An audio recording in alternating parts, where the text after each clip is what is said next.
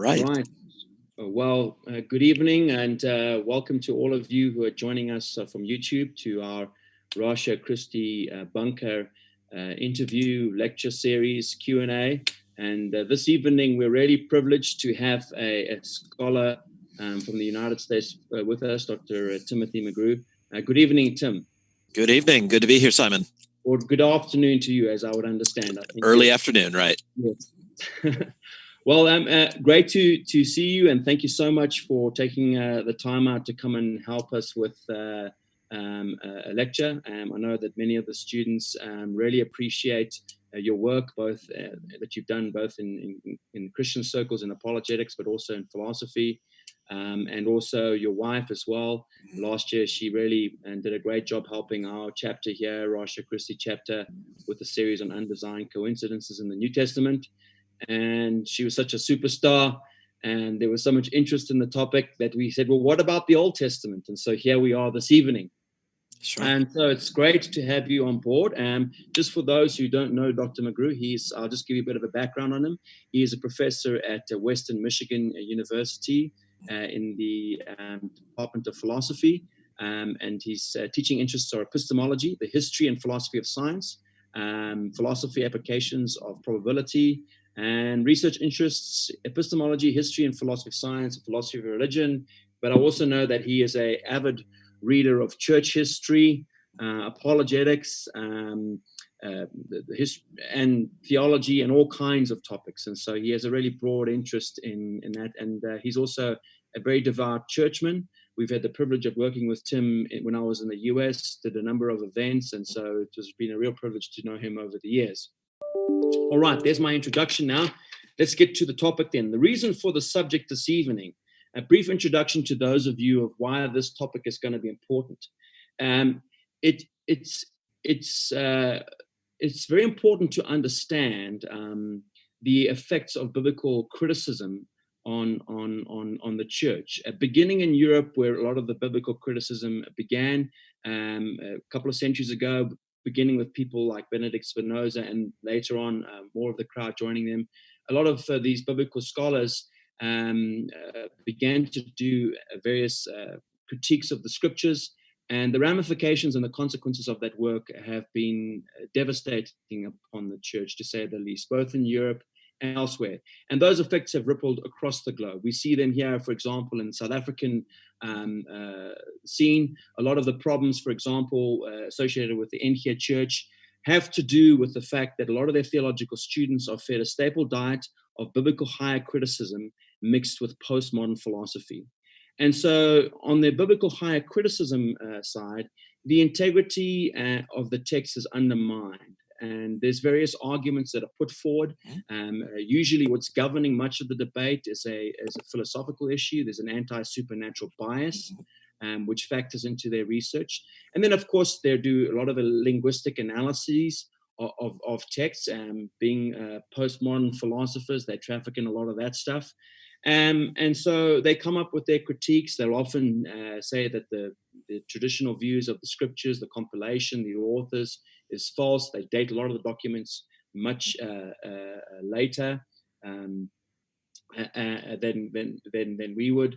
And so there's a lot of issues, and this undermines people's confidence in the text. And so, of course, as Christians, a lot of people are, for the most part, completely unprepared to deal with these objections. And in fact, when it comes to this issue, it's interesting to me in the apologetics community, a lot of emphasis is put on the defense of the integrity of the New Testament documents. But there really aren't many people who are providing robust defenses of the rigor and the integrity of the Old Testament documents, which historically is where the questions first began, as I understand, in the Pentateuch. And so we need to offer a response to their philosophy. There needs to be a philosophical response to their skepticism. We need to have those Christian scholars who are Hebrew scholars to critique their linguistic analyses of various Hebrew verses, as something which needs to be done. And of course, there's the case for archaeology, which can be brought to bear upon the skeptics as well. And there's a wonderful case to be made for the integrity of the Old Testament in biblicology. I've been doing the last couple of weeks readings in the Old Testament, and I've really been diving into some of that stuff, and it's very rich. For example, the siege of Lachish, which is just amazing what they've discovered in the wall reliefs in the Assyrians' kings. It's just spectacular, and really worth looking at as one example. And so another way that we can reinforce our confidence alongside these defenses of the faith and integrity is this thing called undesigned coincidences. Now, Dr. Tim McGrew is going to explain to us what those are and why they matter. And so there's my introduction for those of you, and over to you, Dr. McGrew. All right. Thank you very much. It's a real privilege to be here. I am going to try to leave a little bit of time for some question and answer. So I'm going to dive right into the presentation here. Let me see if I can bring up my appropriate screen. This is always the trick, right? Getting it to go right. So there's the screen I want. And now I have to do that. All right. Someone let me know if you can see that screen properly. Yes, I can see the screen. All right. Excellent. So the topic that Simon and I settled upon after bouncing a few others back and forth was undesigned coincidences in the Old Testament. Some of you have heard a presentation already on undesigned coincidences. Others may not know what they are. So as we move into this, I'll try to explain briefly what that term means and then to illustrate it from the Old Testament. I always like to start these presentations with a verse of scripture. And here I thought I would take this bit out of the prologue to Luke's gospel, that you may have certainty concerning the things you have been taught. That's why Luke said he wrote his gospel. That's why I'm doing this presentation today. I hope by the time we're done, you understand why I have chosen that as the verse that is kind of the motto for what I'm doing here.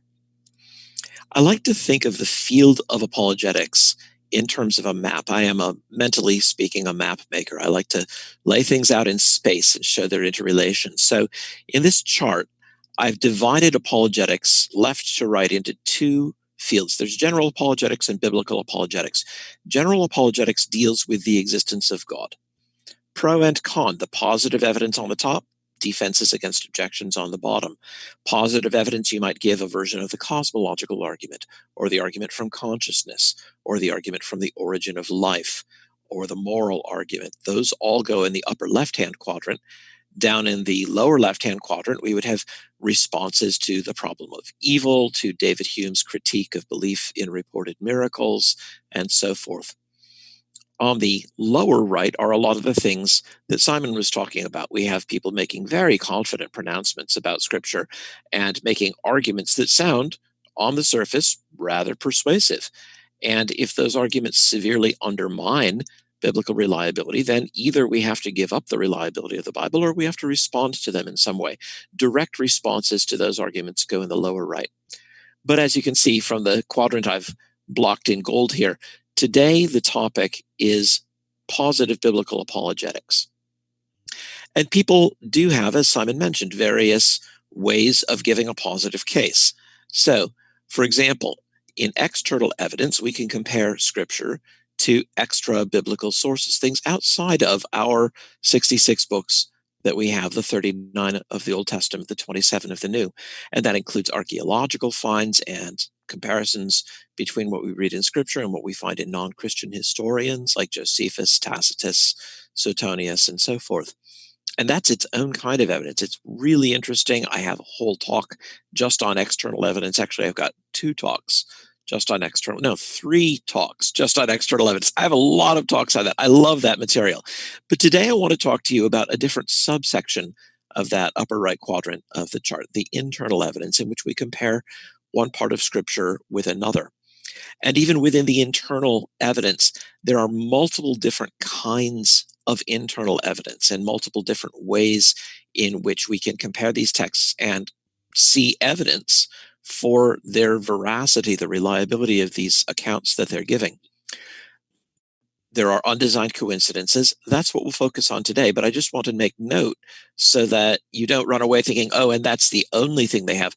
There are also artless similarities, reconcilable variations, unnecessary details, unexplained allusions, and more. These are all different subcategories of the internal evidence, which is just one part of the total evidence. There also being external evidence. So we have a very robust case. There's a lot to go on. Undesigned coincidences, what are they? Well, they're cases where two or more passages of Scripture interlock with one another. Sometimes that means that they explain one another. You have a question that you run across as you're reading one passage, and in another case, it answers it. Sometimes there's not that explanatory connection, but they interlock in interesting ways. We'll see both kinds as we give some examples today. This is not what we would expect from fictions and forgeries. Fictions don't interlock like this. Nobody picks up the Fellowship of the Ring in order to figure out what those loose ends were, how they got connected when you finished reading Moby Dick. These are works of fiction. They're not anchored in the same independent historical reality. Forgeries tend not to interlock like this. You can see by studying actual forgeries, and we have many of them. But this is exactly what we would expect from fairly extensive, truthful accounts that are at least somewhat independent of one another. So that's the kind of interlocking that interests us, not where you find the same author telling the same story in the same words, but rather cases where you get different sets of details and you can see how they fit together. Let me give you an example of this. Let's suppose that you are happily employed at present working for Amazon.com in their customer dispute resolution center. And you get a message in from one customer who says, look, I ordered a book on gardening, and when I got my package, it had a basketball in it. Not a book on gardening. Not interested in the basketball. Now, you might think that the customer is telling the truth, or you might think that the customer is just trying to get a free book on gardening. So you might be unsure. But if you get a second customer submitting saying, where's my basketball? This box contained a book on gardening that I didn't even order. Oh, okay. Their orders got switched. Neither report by itself might be enough to make you say, oh, this person's definitely telling the truth. But when you get the two reports separately, they fit together in a way that is, so to speak, more than the sum of their parts. Now it's highly credible that both of them are telling you the truth. That's an example of the kind of reasoning that lies behind the argument from undesigned coincidences. I want to give you some examples of undesigned coincidences in the Old Testament. There are many, many more, probably 50, 60, 70 undesigned coincidences, and I have time only to do a handful of these. So at the end of this talk, I will give you a link to some resources where you can go and you can pick up a book and you can read more about it. Or if you're new to the entire argument, I'll give you a link to another book where you can read about some things in the New Testament. So I'm going to send you to those resources. But for our purposes, I had to be selective. And my principle of selection is largely based on what is simple enough to bring across in a short lecture. Some of the undesigned coincidences are really rather beautiful, but they're somewhat complicated, and it takes a long time to lay them out. So for a brief lecture, I'm going to focus on some that can be given relatively quickly, and then let you go and dig around and see some of the others for yourselves. So the ones I've chosen for today are the ban on blacksmiths in Israel during the time of the judges, Goliath's hometown, something you probably don't hear a lot of sermons about, Michal's bitterness toward David, Ahithophel's defection from David, and Hezekiah's treasury. So track with me here. I will provide all of these slides to Simon. So Simon will be able to pass them out to you. You'll be able to see all of the references. If you're not taking notes or I go too quickly and you can't take enough notes, I will give these to Simon Brace, and then you can also approach me on Facebook if you're not in Simon's circle, and you can say, hey, I'd like those slides. I will give them to you. So don't worry about taking the notes, but join me for the ride here as we go through these. The ban on blacksmiths. When the Philistines grew numerous enough to oppress the Israelites, they enforced a rule against Hebrew blacksmiths. And the purpose of that rule was to prevent the Israelites from forging swords and spears for themselves. You could read this just in one verse in passing, 1 Samuel 13:19. Now, what I want you to watch is the way that many other references that we have in Scripture fit together with this picture, so that even if we didn't have 1 Samuel 13:19, we get the picture that this was the way things were. So it's spoken, it's said expressly there, but it's also rather subtly intimated. Watch this. See how in the various historical books of the Old Testament we can see this state of affairs illustrated. So in 1 Samuel, but 12 chapters on, the Hebrews want to sharpen their plows and other farm tools. Where do they go? They have to go to the Philistines. Well, why don't they do it themselves? Because the Philistines won't allow them to have blacksmiths who would normally be the people to do the job. So they're just in passing. It's just referenced in the course of telling other things. We see a connection to this. Right. Okay, that makes sense. That fits together. Judges chapter 3. So we're outside of 1 Samuel now. Ehud has a dagger, but it looks like it's one that he's made himself specially for this purpose. And he's strapped it to his right leg since he's left-handed.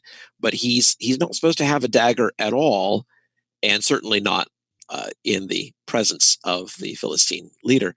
So he's kind of had to go about this in a sneaky way. In Judges 3, a bit later, Shamgar slays a large number of Philistines, but what does he use to do it? Not a sword. That would have been the instrument of choice if it were available. No, he uses an ox goad, because the Israelites don't have swords, and it's hard to make them without having the equipment that you would need to make them. So various judges seem to have to make do with what they've got. Well, that picture continues with Samson. He's heading down to Timnath, and he is not happy with the Philistines. He is going with aggressive intent, but he's unarmed. When he's attacked by a young lion, he has to kill it with his bare hands because he doesn't have a weapon with which to do it. By the way, how many of you saw the news from a year or so ago of a guy who was out running in the American West and was attacked by a young mountain lion, and he killed it with his bare hands? I think this guy's got definite hero status. He probably never has to buy his own drinks in a bar anymore. So it is, yes, possible for a human being to be attacked by a lion and kill the lion. It's not maybe the way it usually goes, but it could happen.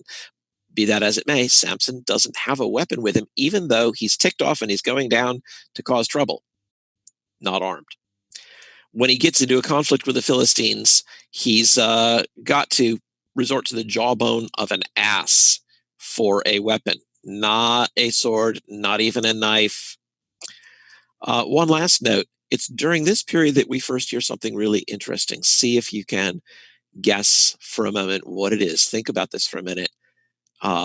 If the Israelites don't have swords and they don't have spears, how do they create a fighting force?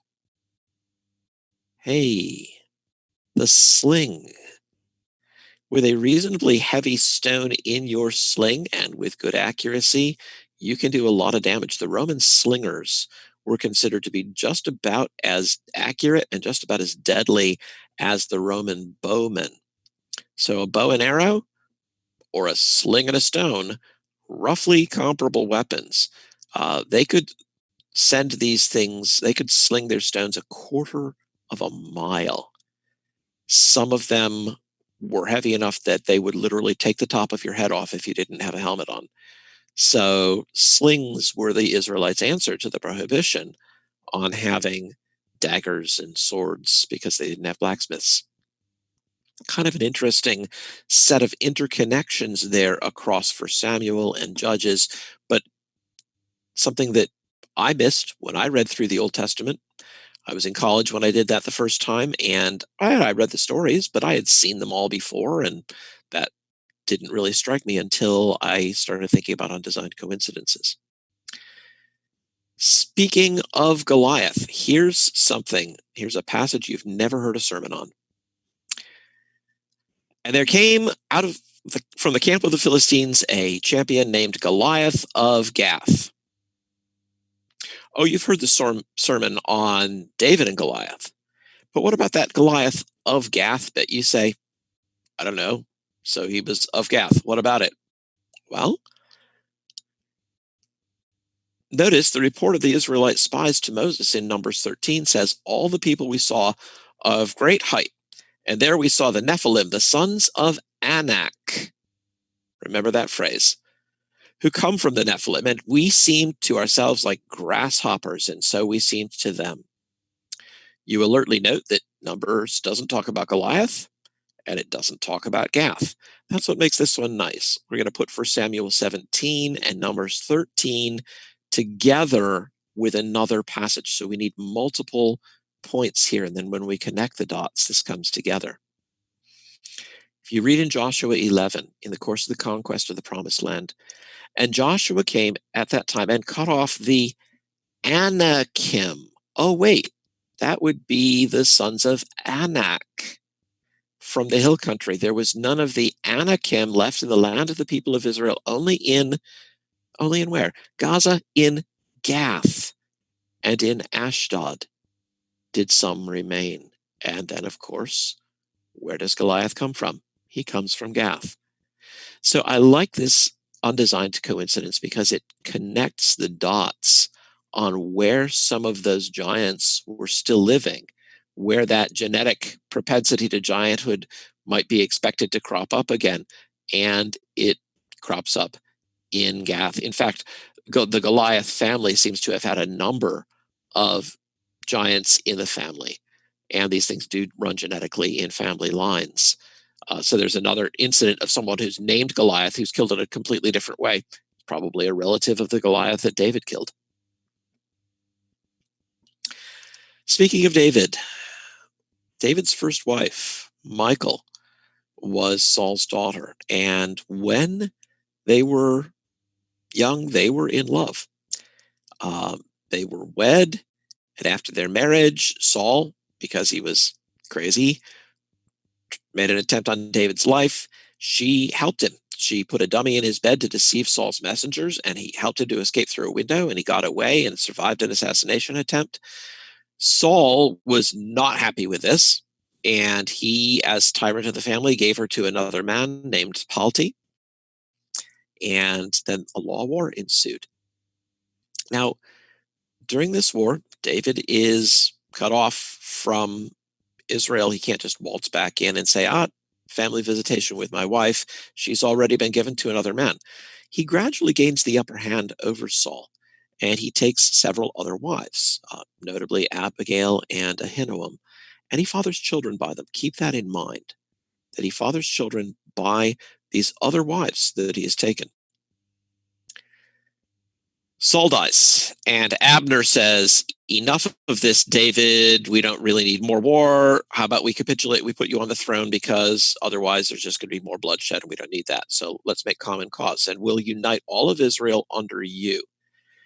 And David says, okay, but on one condition. Give me back my wife. So one of Saul's sons carries out the demand, and he takes her away from Palti, who is now her husband. And Palti follows them weeping until he's just told, leave, probably told that by somebody with a hand on the hilt of his sword. So Michal is dragged back to David. And remember, they were very much in love, but something's gone wrong. Their reunion is not a happy one. She despises David in her heart, we're told, when he dances before the Lord at the return of the Ark of the Covenant. In fact, she uses very bitter words. She abuses him verbally. She says he's been shamelessly showing off before his servants, female servants, probably a thinly veiled attack on Abigail and Ahinoam, who were not nobly born. Michal is the daughter of Saul, an anointed king. These women are just women. They shouldn't have the status she has. And she's jealous. Note how that connects. David pointedly rebukes her And he says, by the female servants of whom you have spoken, by them I shall be held in honor. And now for the final kicker. David has children by each of his other wives. Michal remains childless to her death. Just a fascinating study in human psychology, how someone who was at first obviously in love with him turns against him. And I think we can see when we put the pieces together that the reason for this, though it's never stated overtly, is jealousy of the other wives and of the fact that they have borne him children, which is, of course, tremendously important in Middle Eastern culture. Having children is everything for a married woman. You'll remember the opening chapter of 1 Samuel, where Hannah is weeping her eyes out because she is childless and her husband's other wife has borne him children. More about the trouble that David endures after he becomes king. Ahithophel rebels against David in the rebellion of David's son Absalom. And this is a real shock because Ahithophel was someone, it said, whose counsels were like the counsels of God himself. But he joins in this conspiracy against David with Absalom.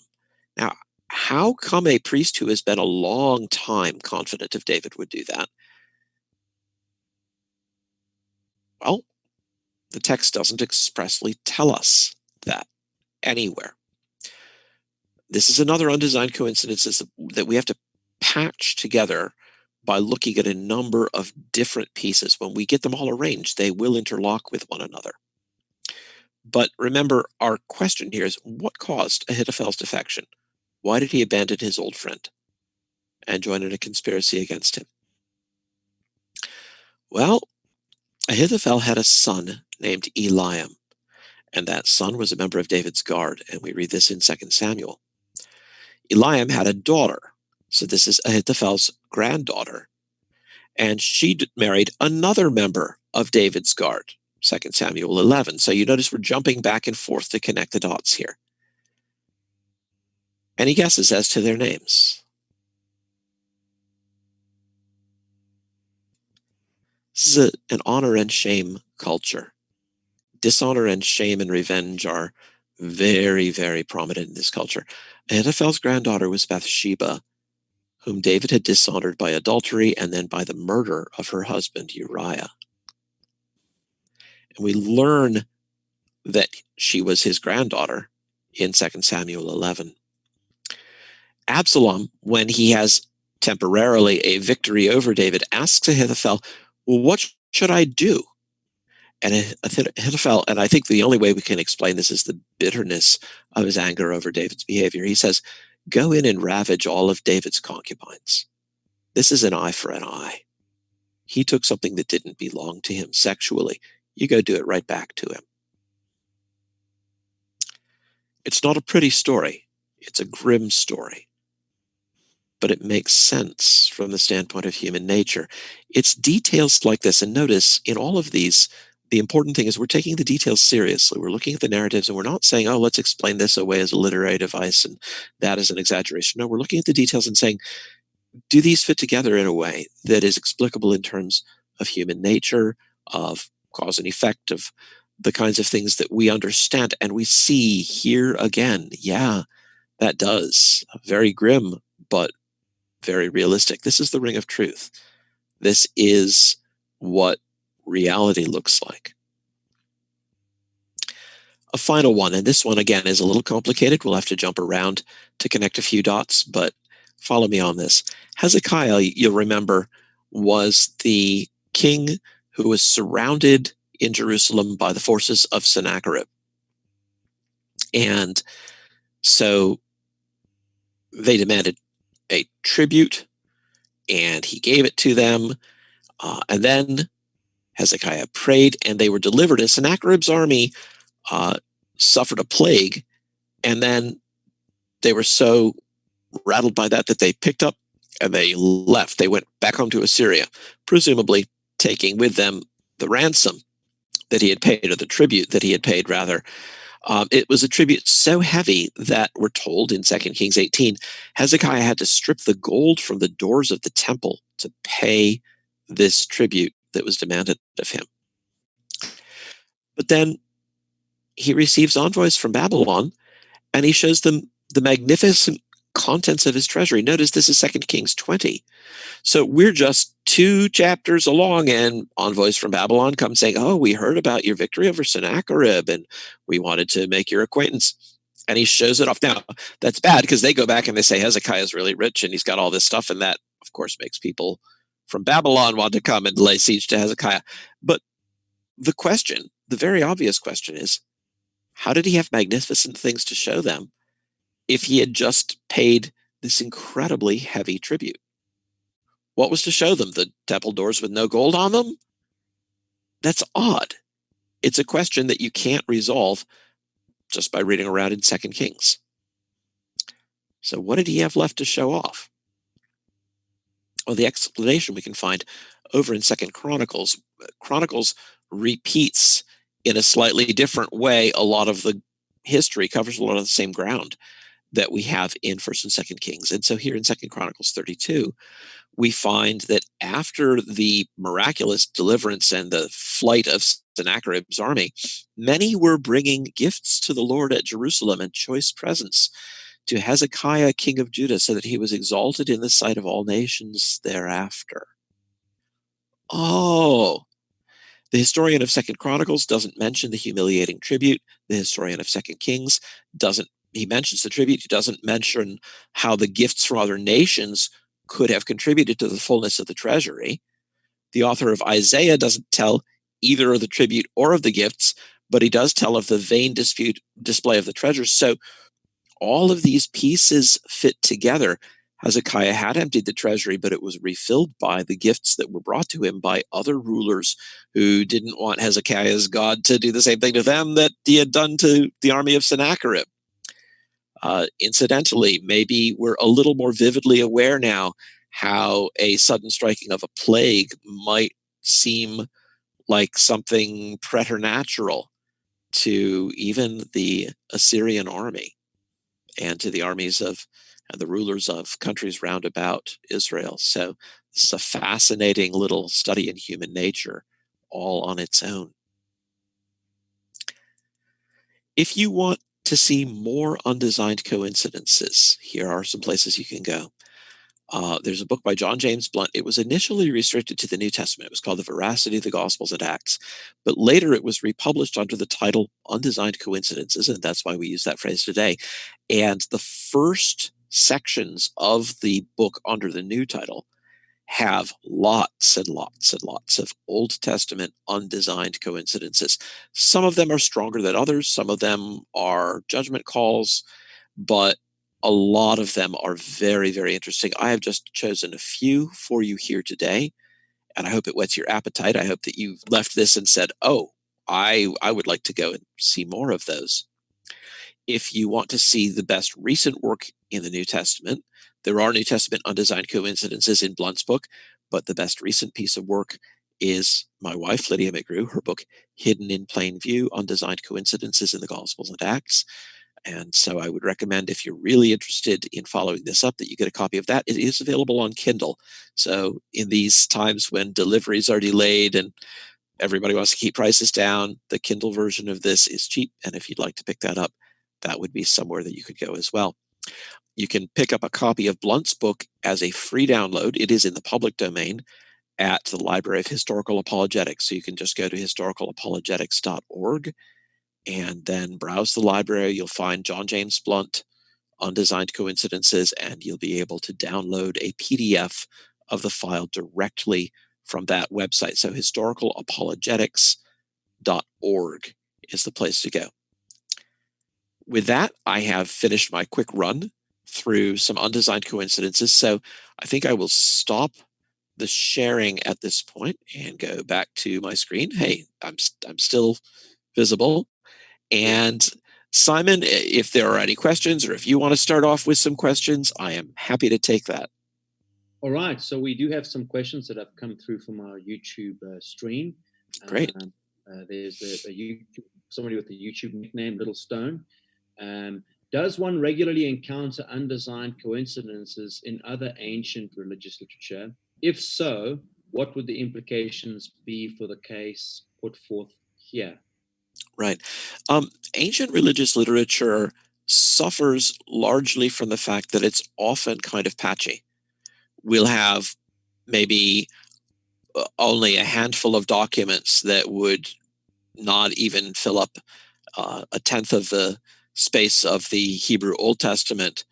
And so one does not find a lot of undesigned coincidences in a thin literature, not because they mightn't have been there, but because the literature just doesn't overlap enough, doesn't give us enough different people working over the same ground in different directions. Well, there are some places where I think we do get some of these with the Quran and the later Hadith in the life of Muhammad. And I am inclined to think that the Quran is not just a patchwork of fables, that it is giving us, in some measure, the history as it unfolded. Yes, it's filtered through Muhammad's own desire. Yes, it's all written by him. But there are, I think, some places that I don't have them at the tip of my brain. I would have to go and scrape those back up. But that's a case where we have interlockings. We have such interlockings in Roman history, which is not religious, but there are cases where we have multiple people who are describing the reigns of different emperors. And sometimes we can collect and cross compare some of those. And they show the same pattern of divergences, omissions, and so forth that we find in the Gospels as well. So it's interesting to compare that. No Roman historian blinks twice, because one person says that the person who murdered the emperor Caracalla came to him as if to make a request, and another historian doesn't mention his saying anything. It's like that.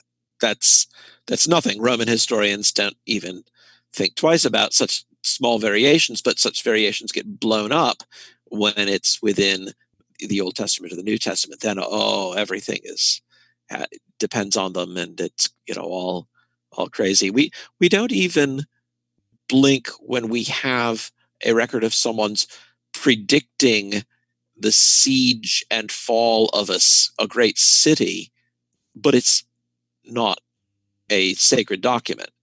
Then we just say, oh, that was kind of a interesting foresight on his part. But of course, when we read in the Gospels that Jesus predicts the fall of Jerusalem, then everybody says, well, that proves that they can't have been written any earlier than 70 and so on. No, it doesn't prove that at all. But people don't stop and calibrate. They don't stop and look at secular history there. Yeah.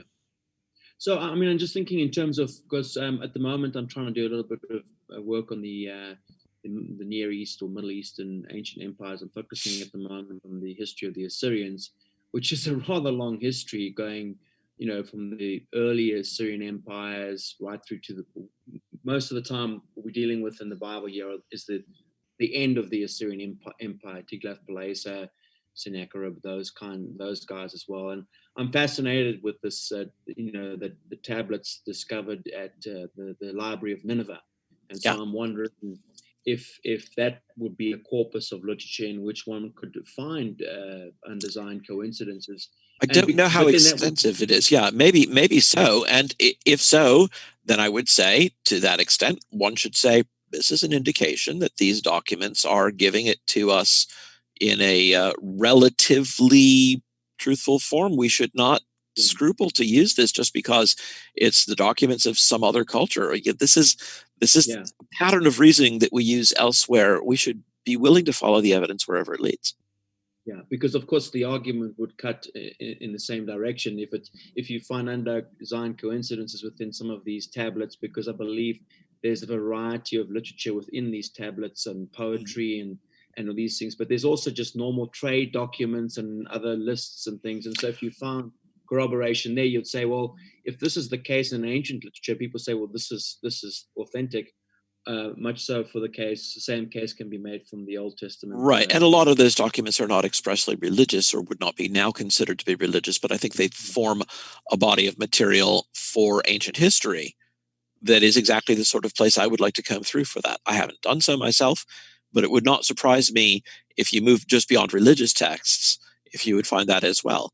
The problem with ancient religious texts is not that I think they don't ever tell us true things, but that I just don't know enough of the ancient ones, sort of pre-Christian, that would be sufficiently extensive that we might expect the same magnitude of them as we find in the Hebrew scriptures.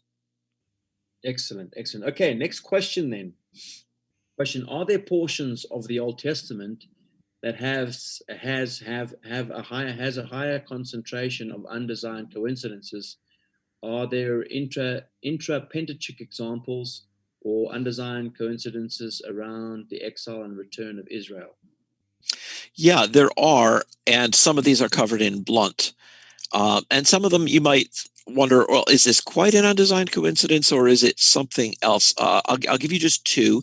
And one of them is a marginal case. You could say, well, maybe I could explain that some other way, but that's true of most undesigned coincidences. You can find some way of explaining it, but it's suggestive, and that's all I'll claim for it. And here it is. You'll remember the story of Abraham sending his servant to find a bride for his son, Isaac. The servant goes back to the land Abraham came out of and sees a young woman come out, and she offers to give him water for him and his camels, and he asks her whose family she is from, and he gives her gifts, and he sends her back, and then they come back and talk to him. And the fascinating thing is, if you patch it together, she is of the family of Abraham's brother, Nahor. But she is not Nahor's daughter. She is his granddaughter. And her father is still alive. Her father is named Bethuel. But her father plays absolutely no role in the discussion. He is so conspicuous by his absence that it is actually rather striking. And it leads us to consider that possibly something is wrong. Maybe Bethuel has had a stroke or in some other way been incapacitated. But at all of the places where you would expect him to at least be present, he doesn't show up. He's alive, but Nahor handles the entire thing as far as authority is concerned. So that's interesting. And that's something just subtly intimated across the text. The undesigned coincidence comes up at the point where we stop and we think, wait a minute. Abraham and Nahor are of the same generation. Abraham's son is now going to marry Nahor's granddaughter. That's a whole generation. What is he robbing the cradle here? Are they, that, and we wonder, well, maybe that was just what was done in Semitic times. But here's the suggestive bit, right? Put that together, the apparent mismatch between their ages with the fact that Isaac was born to Sarah in Sarah's extreme old age after she was thought to be past the age of childbearing. And with that realization, the ages of Isaac and Rebekah come more back into parity, and it doesn't look like we're cradle robbing to get a bride for Isaac. Actually, they were probably not far from the same age. So that's just a suggestive illustration of something that we do find in the Pentateuch. There are many more examples in Blunt, and so I would encourage you to read around it. Blunt's got examples within the Pentateuch. He's got examples between the Pentateuch and the Psalms, between the Pentateuch and the prophetic writings.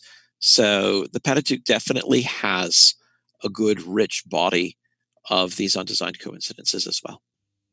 Excellent. All right. From another question here from Brian. I'm not sure I caught the force of Michal's coincidence. Why I think it was undesigned rather than that the author of 1st and 2nd Samuel had in mind that she was jealous of David's other wives. The point there is simply it's never stated, and the change in her is never connected with the fact that she's childless. That's stated, but it's not stated in that context. It's not connected. Her bitterness towards David shows up rather unexpectedly as you're reading along. If you just read through the account that we have, suddenly Michal is upset with David upon being returned to him. You would have thought it would have been a joyful reunion. She was taken and given to another man by force. But no, there's something there. And you have to go back and scout around and piece together her exact wording about his servants, female servants, and the specific fact noted somewhere else that she's childless, and the fact noted still elsewhere that they bore children, in order to put it all together. So the force of it is simply that we can find an adequate explanation, a very adequate explanation for her bitterness, but we have to do that by putting together things, connecting dots that the author of the text does not try to connect for us. That's the point of that example. Again, you could say, well, maybe the author was just writing really convincing, realistic fiction. And you can always say that. You can say that about any history. But Yes. convincing, realistic fiction of that kind was not invented until around the year 1700 with Daniel Defoe's novel Robinson Crusoe. The kind of fiction that we have prior to that is not this novelistic, realistic fiction. C.S. Lewis makes this point in his essay on modern theology and biblical criticism. He says, I've been reading fairy tales, myths, romances all my life. I know that not one of them is like this. They don't have this kind of reportage, this kind of attention to novelistic, realistic detail. That's something we do in our novels and expect now in our novels because it is realistic. And so, just on a side note to that question, Tim, when you're engaging with people at a popular level, at nowadays it's through social media. Sure. I was going to read a quote, but I'll save it then. Of skeptics who are kind of, rejecting Christianity, and they come up with these kinds of objections. All these people had an agenda, and they were just doing this to manipulate people and write in this particular way. But that's too in some sense that's a kind of like an anachronism, because whilst we're familiar with sort of propaganda as used in contemporary periods, to read that back and accuse these ancient people of writing in this kind of way, do you think that that's legitimate? This kind of hermeneutics of suspicion, well, we can't really trust people because they've always got an agenda, they've always got an angle, there's always some way they're going to profit or benefit from us, something like that. What would you say to that kind of skepticism? Yeah, so I would say two things. First of all, you can say that about anyone. Yeah. You can say that about the person who told you that everyone has an agenda. Maybe that was just his agenda, right? I mean, you can always say that. The question is, what is it truly reasonable to believe? And so the fact that you could come up with a conspiracy theory does not by itself discharge the burden of proof. It does not by itself mean, oh, right, well, then I guess I can't take this at face value. I can come up with conspiracy theories about the origin of the coronavirus. It doesn't mean that they all deserve equal time in the science classroom, right? Conspiracy theories are easy to invent, but we have to evaluate their plausibility. And we do that by looking at little things like the undesigned coincidences where the details fit together and saying, does this look like what we find when we know people are writing forgeries? And we have forgeries. We have, even within Christianity, we have the Acts of Paul and Thecla. Read it. Go get it. It's an apocryphal book from the 2nd century.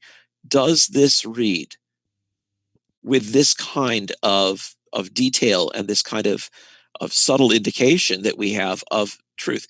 Read the cross gospel where the cross hops out of the tomb, towering up, reaching to the skies, and a voice comes from the cross itself. Does that have the kind of verisimilitude that we find, the simplicity even that we find in the gospel accounts? No, it does not. So think about these things, ask yourself about these things, look for these kinds of connections, and then just follow the evidence wherever it leads. And that's a good point. I mean, I must confess that I'm getting a tremendous amount out of reading the Old Testament and going through some of the prophets, and then going back into First and Second Kings and Chronicles, and then reading alongside that some of the ancient stories of these various empires where, you've got the story of God and the Israelites, and it's just stitched in and woven into these people. The Jews are living in the Levant, which is basically the corridor between the Egyptians and these powerful empires in the east, the Babylonians, and they just basically are a corridor to be trampled all over on. And so you've got the unfolding of God's history there, and it's this constant passing and reference to this person and this siege here and this individual here. And so, I think that sometimes, because maybe we don't spend much time in the Old Testament, we don't see the historicity of these events, And so I've really benefited tremendously from it. Perhaps you can recommend to the readers a book. I know I asked you one. Maybe recommend an introduction to the ancient civilizations of the Near East, which can be maybe read alongside the biblical text. Right. Well, so I would recommend two things. One thing that I heartily recommend, if you can get your hands on it, is Kenneth Kitchen's book on the historical reliability of the Old Testament. I think Kitchen is just terrific, and I would really recommend that. If you want a book, not I think written by Christian authors, but on ancient Near Eastern history and culture, Stiebing and Helft have a book just entitled Ancient Near Eastern History and Culture. And that's now, I think, in a third edition as of 2018. And that draws together a lot of documentation that you might find interesting. I would read that with Kitchen alongside at your elbow, because Kitchen is one of the world's premier Egyptologists, Kenneth Kitchen, just like it sounds. And so his book on the reliability of the Old Testament is one of my go-to sources. And it's detailed. The footnoting is fantastic.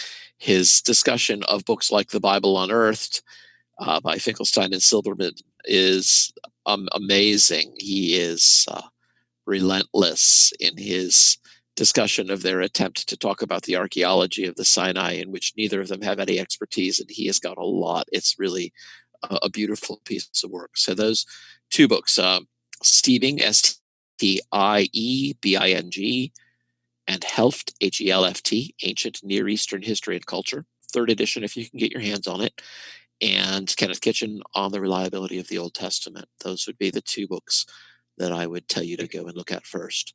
Yeah. We've got two more questions here then, and I think we'll wrap up after that. I've got some books to recommend to our readers as well here. From Kala, as I understand it, positive apologetics starts out from a premise which it wants to establish and then gives evidence for it. Can you articulate the specific premise here? No, because I think the presupposition is wrong. I don't start out with a premise that Abraham Lincoln existed in order to explain why I think Abraham Lincoln existed. I start out saying, I am persuaded that Abraham Lincoln existed. Let me show you the evidence that persuades me. Positive apologetics does not start with some kind of indefeasible presupposition. You're confusing apologetics with presuppositionalism, which I cannot endorse and believe is irrational. I will not approach this issue that way. I think there are reasons to take the text seriously, not only in broad outline, but even often in matters of detail. I'm happy to tell you what persuades me that that is true. If I were not persuaded, I would not be here today. And you may say, but you're a Christian, you have to believe that, right? No, I don't have to believe it, for the simple reason that I don't have to be a Christian. I am a Christian because I am persuaded that this is true. Let's talk about that evidence. Let's talk about the arguments against it. I think that speaking for myself in a position where I have the leisure time to be able to devote time to looking at these things, it's also important for me to look at the arguments to the contrary. So I've tried to look up, for example, quite a number of the arguments used to say the Exodus never happened. And I am fully persuaded that the Exodus did happen. There are issues of translation, the Hebrew word elef and what it means. Those are fine, but that's just attempting to see what the documents are actually saying. So I would never undertake to defend something that I'd been handed as though I were a defense attorney who didn't know until I showed up which side of the case I was going to be on, and I was just told, defend this. I'm not defending something because I've been handed it. I'm telling you what I am persuaded. And I don't really see any other honest way to go about engaging in this kind of discussion. Okay, excellent. And then another one from John. Do undesigned coincidences in the Old Testament have a bearing on discussions of the documentary hypothesis? Probably, though that is somewhat indirect. I think they probably do in the sense that they can show the coherence of the overall picture. Sometimes the documentary hypothesis involves rather large assumptions about the degree or the extent to which the records that we have been edited. So let me just say, to try to be clear on what my position is on this, I do think that the Pentateuch, for example, or the Hexateuch, if you want to include Joshua, shows here and there some light signs of some light editing. A name of a place that has been put in a way that it has a name that it only later came to have, because that's how people who are reading the document would know what is meant.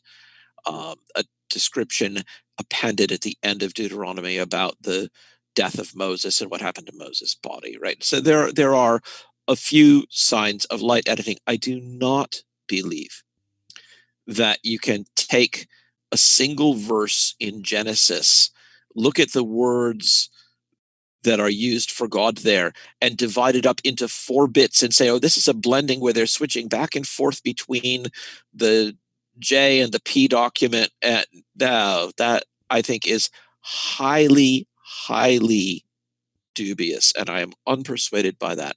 I will name one more book that I found interesting. So I got hold of Friedman's book, The Bible with Sources Revealed, which is a modern defense of the documentary hypothesis. And I laid it open side by side with William Henry Green's book on the higher criticism of the Pentateuch. Green's book was written 100 years ago. Friedman's book is a contemporary book by a living author. And I compared Friedman's arguments to Green's discussion and found that Friedman was largely still using arguments that had been used 100 years ago. And in my judgment, Green got the better of the argument in case after case, time after time. Yes. Doing that, I finally turned to my wife and I said, I finally found my master in the Old Testament. I found the person that I was looking for, because his arguments were good. He had anticipated and refuted these arguments back in the early 1900s, the early 20th century. So that was a revelation to me. Sorry, I went on and on with that one. No, that's just good. I mean, look, this issue of the documentary hypothesis and high criticism is a major issue because, to a large extent, it's often just assumed that you've got all of these authors and these late redactors, and the guy writing using the word Elohim is one author, and the other authors using, and so it really does undermine a lot of young students' confidence. And people are unaware actually that there's a lot of literature done on this. In fact, one of our connections and good friends in the UK, Dr. Faraday Mulder, has done his PhD in some of these areas. And so I'd love to introduce you two guys as well. Sure. Perhaps we can arrange a session because he studied this a lot. And he talked about the fact that it's sad, but there was a number of Christians who did respond to these biblical higher criticism, but their work isn't very well known and not consulted. Like Blunt, for example, the undesigned coincidences. I mean, I've been in the world of apologetics for a long time, and it was only really through the interactions with yourself and Lydia that we came to know about this wonderful discipline. So again, some of these old works are good. I've got a few to recommend here to our listeners as well. You might already be familiar with them. I think a great introduction to the Old Testament, which everybody should have, is the Survey of the Old Testament here by Gleason Archer. It's a basic introduction to the Old Testament, but what I like about Gleason Archer is he doesn't shy away from offering some critiques of the documentary hypothesis, and he does a number of arguments to it, and he interfaces his stuff with some of the biblical archaeology. And so I found that to be a helpful little book. Then, of course, there's the very famous work done by the Bultmannian scholar Etta Linneman, her book on historical criticism in the Bible. She was a liberal European scholar, studied under one of the giants of liberalism, Bultmann, and she got saved and repudiated her works. And it's a short book, as you can see. It's not particularly thick, but she kind of lays out the methodology here. And if you don't read anything in it, just chapter 6 alone is worth its weight there, because she explains the anti-supernatural bias and the approach methodology with which a lot of critical scholars approach the Bible. And like I said to you, coming in with this critical, skeptical lens as a premise and a starting point, and of course it just atomizes the text. So that's a worthwhile read there, Ethel Linneman. And then also a book that I'm less familiar with, but I know my wife has read it. She wrote a paper, Umberto Cassuto here, Right. which is the documentary hypothesis and the composition of the Pentateuch.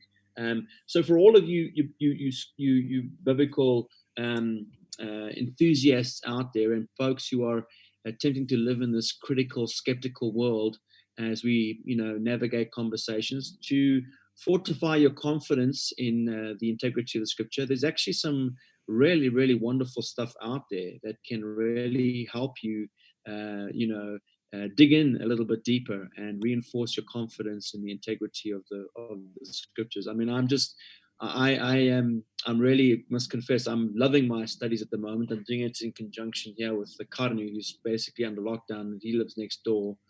But we were doing some stuff together here, and we really appreciate that. All right. I think Simon, can I just make one more thing, just a book to look for? I am told that Titus Kennedy is coming out with a new book called Unearthing the Bible, and it is not yet on the shelves, but it should be coming out presently. So Titus Kennedy, Kennedy, that would be one to look for as well. It's on archaeology and the Old Testament in particular, I believe. So have a sharp eye out for that new book by Titus Kennedy. There's another recommendation. And right. So thank you very much, Tim. I suspect that what's going to happen usually following this is I will get beleaguered and phoned and emailed to see whether we can have the McGrews again on another topic. So. Absolutely. Look, in these times, what are we doing here at home?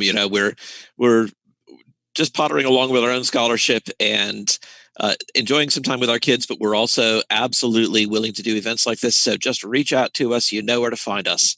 Yeah, there was a kind of a vote between Undesigned Coincidences, because I wanted to hear you on the Book of Acts, and so maybe we can do something on the history of Acts. I'd love to hear you on that and as well. So maybe we can schedule you in the weeks to come and have you do some sessions for us. Okay, or Lydia's got to talk on that exact subject that she just gave for somebody the other day. So we're loaded for bear on that. All right, excellent. Well, you take care. God bless. Right. Love to you and Lydia and your family, and thank you so much for taking the time out to be with us. Blessings, my friends. Okay, take care.